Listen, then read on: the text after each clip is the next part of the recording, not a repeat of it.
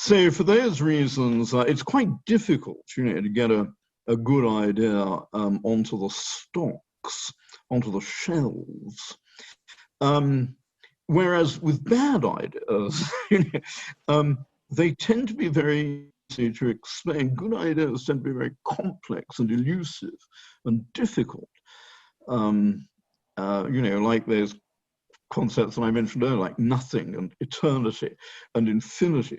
People ask you, well, what is it? What is nothing? You can't. It's very difficult to explain that. So I imagine when the idea of nothing first cropped up, people said, nah, there's nothing in it.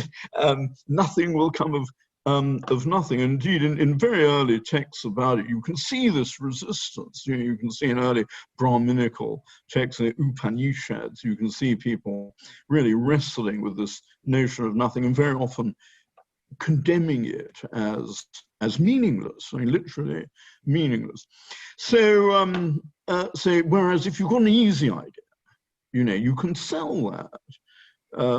People respond positively to what they understand, and what is false is easier to accept than what is true, because what is false tends to be simple and what is true tends to be complex. And that's why we live in the era of fake news, and why it's easy for noisy little men with simplistic solutions to our political problems to get a lot of votes.